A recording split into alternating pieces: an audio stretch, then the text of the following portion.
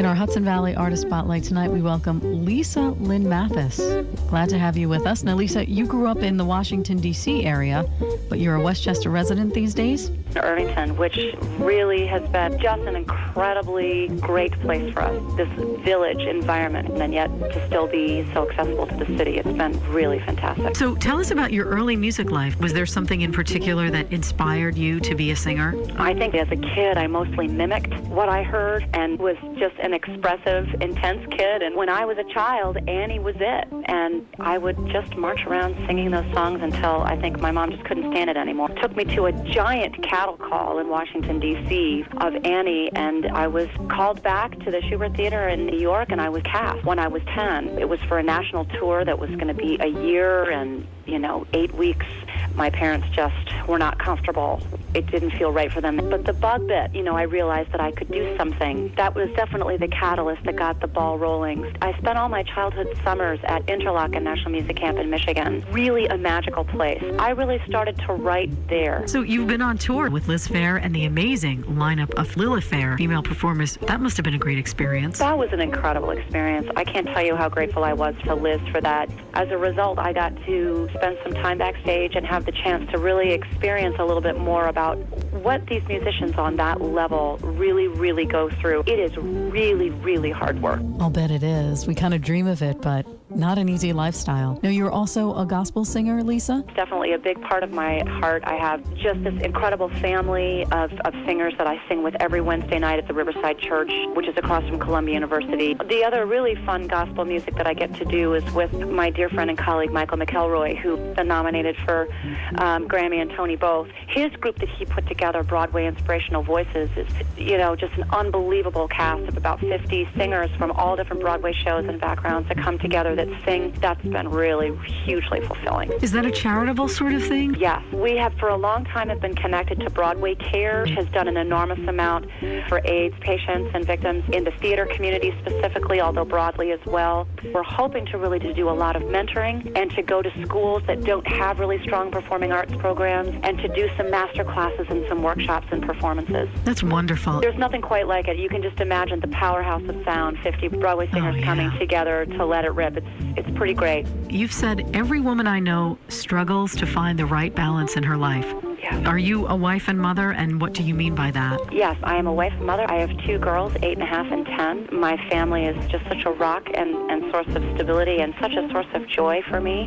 There really is not a day that goes by that I don't have an email or a phone conversation with a woman in my life who is wearing 3 or 4 hats at a given time, but are still immensely connected and dedicated to their family. It's just not easy, and I hope that some of the songs on my album speak to some of the longings and some of the struggles that so many women are going through. I think they do. Now, the name of your CD is Hancock Place. Yeah. Great upbeat songs and beautiful ballads. I love how you give a sort of synopsis about each song. The first single, Anchor, about which you write, disaster strikes, we watch endless news footage, then the cameras are gone. When the support no longer pours in and reality sets in, what holds you steady? Tell us about the writing of that song and where that came from.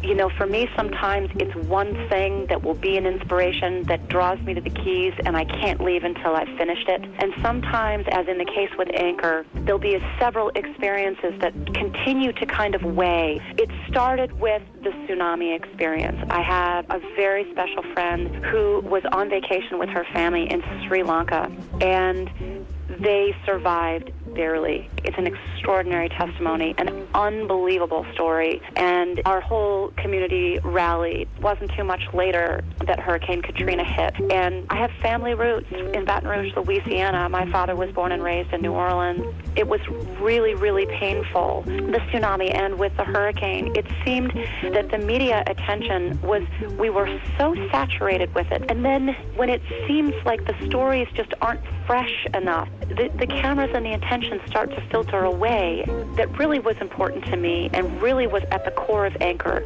Simultaneously, there were also other people in my life who were experiencing suicide in their family, who were experiencing the loss of a child in their family. These things that are so immensely destabilizing that just you're never really the same after them. I'll tell you, I get enormous anchoring from my family. I'll bet.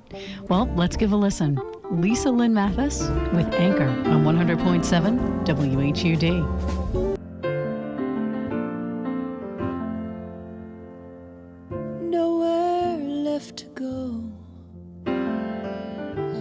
been swept away. Don't look at me like you know what it is to face my day. At the ruins at my feet, you lecture me of hope. Your words are lost on me. Can't you see? I'm just trying to cope. This anger, it's burning a hole in my heart. But it's true, I am asking, could you throw out an anchor? The waters are rising and I'm losing ground. Is there a reason? I'm worn out from calling, I don't hear a sound. Where is the hero? Give me no promise of justice or might. I'm all out of courage. Who's gonna get me somehow through this night? I need an anchor.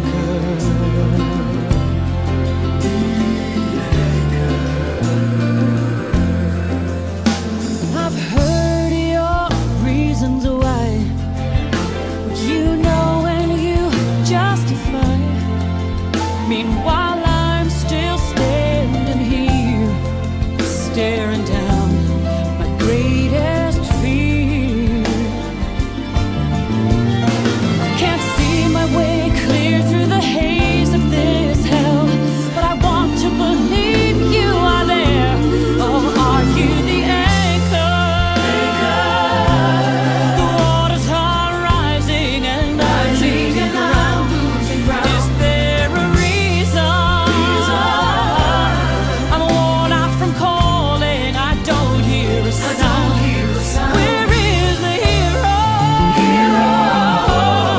Give me no promise of justice or might. I'm all